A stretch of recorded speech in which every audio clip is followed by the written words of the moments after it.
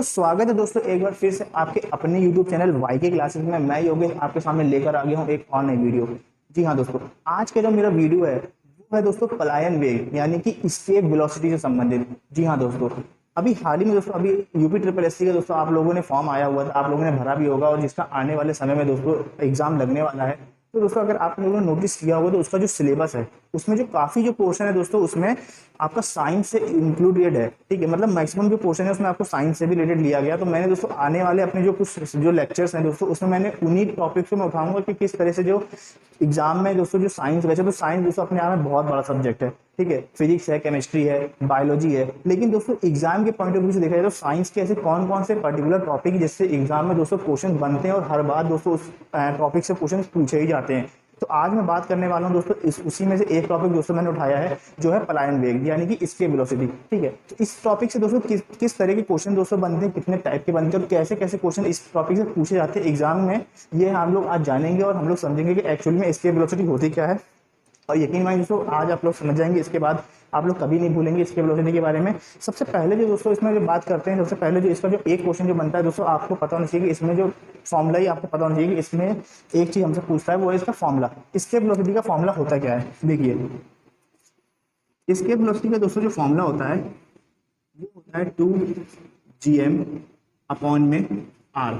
ठीक है फ्रेंड्स, तो एक नंबर का क्वेश्चन दोस्तों हमारा यही हो गया। जैसे हमसे पूछता है कि आपको 4 ऑप्शन दे देगा और इसमें से अलग अलग फॉर्मूले लिखे होंगे, तो इसमें से एक आपको टिक करना होता है जो कि ये आपका सही फॉर्मूला है। लेकिन इसमें भी दोस्तों एक कंफ्यूजिंग ऑप्शन आपका तब देता है जब वो आपको ये वाला फॉर्मूला ही ना दे। ठीक है, और इसकी जगह पे आपको ये दे दे 2gm अपॉन में r। तो दोस्तों जो बच्चे जानते होंगे वो तो कर देंगे, लेकिन अगर ये आपको ऑप्शन में नहीं है लेकिन ऑप्शन में आपको ये है और एक चौथा ऑप्शन आपको दे दे नन ऑफ दीज। ठीक है, तो दोस्तों आप लोग क्या करेंगे, कुछ बच्चे इसको टिक करके चले आएंगे क्योंकि दोनों में देखने में फर्क नहीं है। आपको लगेगा कि यार ये जी है और ये जी दोनों ही तो सेम है, लेकिन दोस्तों ऐसा नहीं है, दोनों ही में दोस्तों फर्क है। यहाँ पे जो जी है और यहाँ पे जो जी है दोनों में ही फर्क है। जी हमारा यहाँ पे ग्रेविटी को दिखाता है और ये हमारा कांस्टेंट यूनिवर्सल कांस्टेंट को शो करता है। दोस्तों दोनों का ही जो वैल्यू है, जो मान है वो अलग है। इसको मैं इरेज कर देता हूँ गलत वाले को। ठीक है, तो ये हमारा करेक्ट फॉर्मूला है। तो एक नंबर का क्वेश्चन दोस्तों आपका यही है। और दूसरा दोस्तों आपको जी की वैल्यू भी आपको पता नहीं चाहिए कि ये हमारी जी की वैल्यू है। ठीक है, वो हमारी 6.673 मल्टीप्लाई 10 की पावर -11 होती है। ठीक है, ये भी दोस्तों आपसे पूछ लेता है। एक नंबर में दोस्तों ये भी है कि कैपिटल जी का दोस्तों मान हमारा कितना होता है, तो ये हमारा कैपिटल जी का मान या वैल्यू होती है। ठीक है, उस वजह से आपको एम है, ठीक है, मास ऑफ द बॉडी दोस्तों इसको आप ये भी आपको पता होना चाहिए कि 5.98 इंटू 10 की पावर 24 kg। ठीक है दोस्तों, ये हमारा मास ऑफ द ऑब्जेक्ट है। ठीक, और हमारा आर यानी रेडियस। ठीक है, तो इसकी भी दोस्तों हमारी कितनी वैल्यू होती है, ये होती है 6.38। ठीक है, 6.38 इंटू 10 की पावर 6। ठीक है, ये तीनों ही वैल्यू दोस्तों हमको आपको पता होनी चाहिए। लेकिन एग्जाम में दोस्तों ये दोनों इतनी ज्यादा आपसे नहीं पूछता है।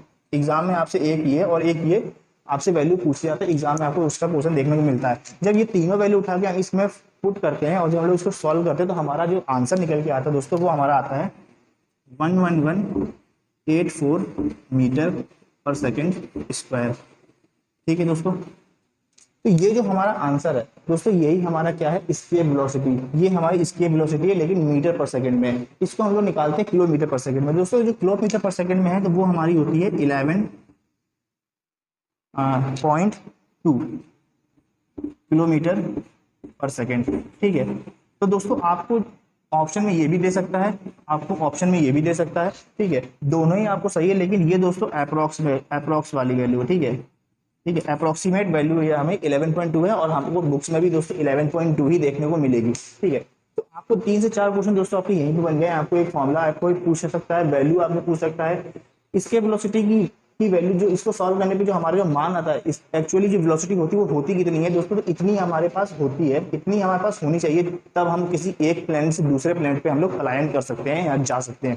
ठीक है, यानी कि मीटर किलोमीटर में बात करें तो 11.2 किलोमीटर पर सेकेंड होनी चाहिए। तो 11.2 किलोमीटर हमारी क्या इसकी वैल्यू होनी चाहिए। अगर हम बात करें कि ये हमारा एक ऑब्जेक्ट है और हमें इसको किसी दूसरे प्लेनेट पे क्या करना है, भेजना है, तो हमें मिनिमम कितनी स्पीड चाहिए, इतनी स्पीड चाहिए, क्योंकि ग्रेविटी जो हमारी जो प्लेनेट है, जो अर्थ है, इसकी जो ग्रेविटी है, इसका जो डीएम है दोस्तों वो ये हमसे कहता है कि अगर आपकी 11.2 किलोमीटर पर सेकंड की स्पीड अगर आप लोग पाएंगे तभी आप इस ऑब्जेक्ट को किसी दूसरी जगह पे भेज पाएंगे। अदरवाइज क्या करेंगे कि अगर मैं इसको ऊपर की तरफ फेंकता हूँ दोस्तों, ये वापस कहाँ मेरे पास ही ये आ जाएगा।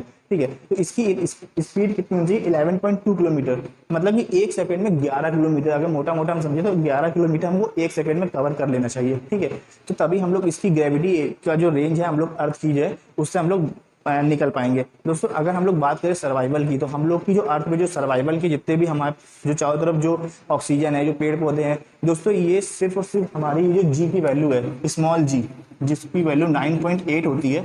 ठीक है, ग्रेविटी की वजह से ही दोस्तों हमारा सब कुछ यहाँ पे रुका हुआ है, वरना ये जो ऑक्सीजन है, जो पेड़ पौधे हैं, जितने भी यहाँ पे जो है वो सब दोस्तों छोड़ के पृथ्वी को चले गए होते, हवा हो गए होते।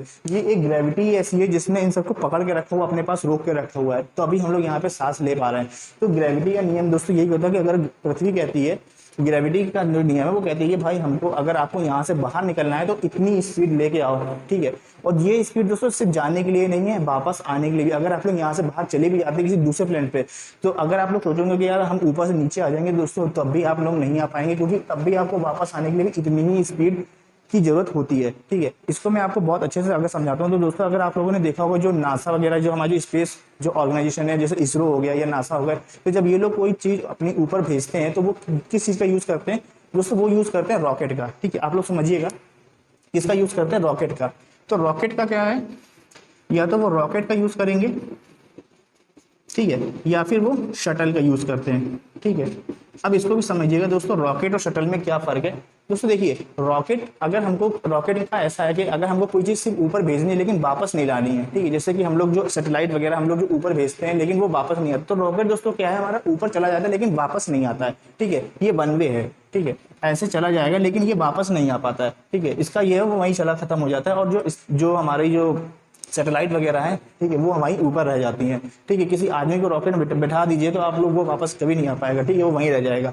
ठीक है, तो जब जो हमारे जो एस्ट्रोनॉट वगैरह हैं वो किसका यूज करते हैं दोस्तों? वो यूज करते हैं शटल का। ठीक है, रॉकेट और शटल, ठीक है, दोनों की ही इसमें जो इंजन लगा होता है दोस्तों, उसको वो जो इंजन होता है दोस्तों वो कितनी स्पीड देता है?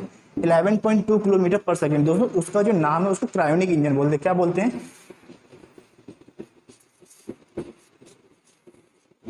Cryonic engine. ठीक है, तो दोस्तों याद रखिएगा, ये इंजन दोस्तों चाहे रॉकेट हो या शटल हो, दोनों में ही दोस्तों ये इंजन लगाया जाता है। इस इंजन की खासियत दोस्तों क्या है दोस्तों? देखिए, इसका जो ये जो इंजन जो काम करता है, ये काम करता है माइनस 200 से 250 डिग्री सेल्सियस।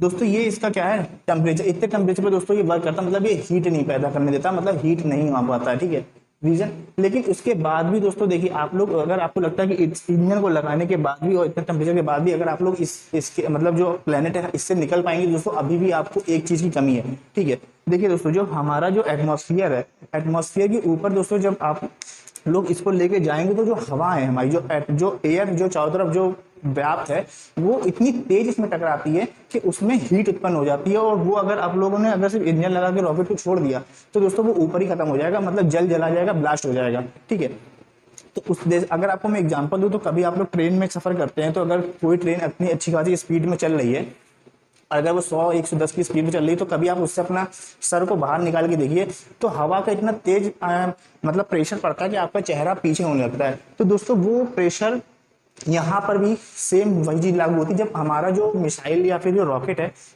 जब वो इस स्पीड से ऊपर की तरफ जाता है, तो ऊपर जो हवाओं का जो घर्षण है, जिसको फ्रिक्शन बोलते हैं, वो इतना तेज है, जब वो उस मिसाइल से हमारे टकराता है तो उसमें हीट उत्पन्न करता है। वो कितनी होती है? तकरीबन 3000 दोस्तों, 3000 डिग्री सेल्सियस हमारा टेम्परेचर दोस्तों उसमें उत्पन्न हो जाता है। तो दोस्तों 3000 उस टेम्परेचर को रोकने के लिए हम लोग क्या करते हैं दोस्तों? हम लोग जो हमारा जो शटल होता है, शटल में दोस्तों हम लोग एक लेप लगाते हैं, किनारे किनारे एक परत चढ़ा देते हैं, जो परत होती है हमारी कार्बन फाइबर या फिर टाइटेनियम की। दोस्तों याद रखिएगा ये नाम, कार्बन फाइबर या टाइटेनियम। दोस्तों ये परत क्या करती है, जब हमारा जो हवा जो इस शटल या फिर उस रॉकेट से टकराती है तो ये उसमें हीट को एब्जॉर्ब नहीं होती, वो हीट वहीं बाहर हो जाती है, जिस वजह से वो जो हमारा जो शटल है उसमें हीट उसके कांटेक्ट में आ नहीं पाती है। दोस्तों अगर आपको याद होगा जो कल्पना चावला जी थी, जो उसके जिनकी जो दुर्घटनाग्रस्त हो गया था प्लेन, दोस्तों उनके में दोस्तों सेम यही चीज हुई थी। उनका जब रॉकेट यहाँ से उड़ा था तो उड़ने के थोड़े ही समय बाद उनके रॉकेट का कोई हिस्सा टूट के गिरा था। एक्चुअली में दोस्तों वो क्या था, वो हमारा जो कार्बन फाइबर ही दोस्तों, वो जब उड़ता है, जब कोई भी चीज अगर हम लोग ऊपर जाते हैं तो ये कोई बड़ी बात नहीं है, नॉर्मली हर एक में ऐसा देखने को नॉर्मली कोई बहुत बड़ी घटना नहीं थी, वो हर एक छोटा सा टुकड़ा टूट के गिरता है। लेकिन वो दोस्तों जो टुकड़ा टूट के गिरा था वो था हमारा कार्बन फाइबर का टुकड़ा टूट गिरा था। दोस्तों कार्बन फाइबर का टुकड़ा अगर हमारा टूट के गिर गया तो मतलब वहां पे हल्का सा स्क्रैच बन गया था, मतलब वहां पे वो कार्बन फाइबर नहीं था। तो दोस्तों जब वो उनका रॉकेट यहाँ से चला तो गया बाहर, मतलब उस समय तो वो जो हमारे जो हवाओं का जो प्रेशर था वो तो झेल गया। लेकिन जब उस कुछ समय के बाद जब वो वापस आया, मतलब जब उन्होंने ऊपर अपना पूरा जितने भी दिन वो ऊपर रही थी, उसके बाद जब वो वापस री इंटर हुई पृथ्वी पे, तो उस समय उनका जो शटल था जो वो इतना एटमॉस्फेरिक प्रेशर को झेल नहीं पाया, और उतना ही स्पेस से दोस्तों वहां पे जो टेम्परेचर था दोस्तों उस शटल का 3000 डिग्री सेल्सियस को भी पार कर गया। तो जिसकी वजह से वहां पे क्या हो गया, ब्लास्ट हो गया। वो पूरा प्लेन मतलब कि तकरीबन शाम का समय था और तकरीबन 7:45 पे शायद उनको यहाँ पे लैंड करना था, जिसकी वजह से, और वो उसके पहले ही ये नज़ारा काफी लोगों ने देखा था, उनका प्लेन को ब्लास्ट होते हुए और काफी टुकड़े जो गिरे थे यहाँ पे।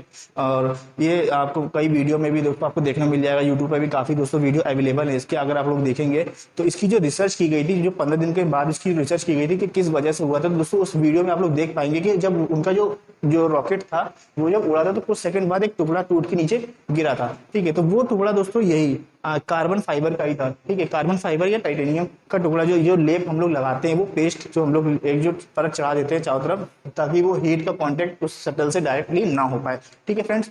तो बेसिकली मुझे समझाने का मतलब यही था। स्केप वेलोसिटी में दोस्तों आज का मेरा जो टॉपिक था वो दोस्तों यही था कि आपको समझ में आया कि एग्जाम में दोस्तों कैसे कैसे क्वेश्चन ऐसे पूछे जाते हैं। एक तो आपको फॉर्मूला पता होना चाहिए, ये सारी वैल्यूज पता होना चाहिए, इसके वेलोसिटी की वैल्यू कितनी होती है ये पता होना चाहिए दोस्तों। और जो हमारा जो शटल वगैरह या रॉकेट में जो इंजन यूज किया जाता है वो कौन सा होता है, क्रायोनिक इंजन दोस्तों उसको बोलते हैं। कितना टेम्परेचर उस इंजन का होता है दोस्तों ये भी आपको पता हो जाता है, ठीक है। कौन सा जो लेप चढ़ाया जाता है दोस्तों ये भी आपको पता चल गया है, ठीक है। तो आज की वीडियो में दोस्तों इतना ही। आपको ये मेरा वीडियो कैसा लगा मैं कमेंट सेक्शन में दोस्तों जरूर बताइएगा। जल्दी एक नए वीडियो में दोस्तों एक नए टॉपिक में हम लोग आज से बात करेंगे, तो जल्दी ही मिलते हैं दोस्तों। तब तक के लिए जय हिंद दोस्तों, जय भारत।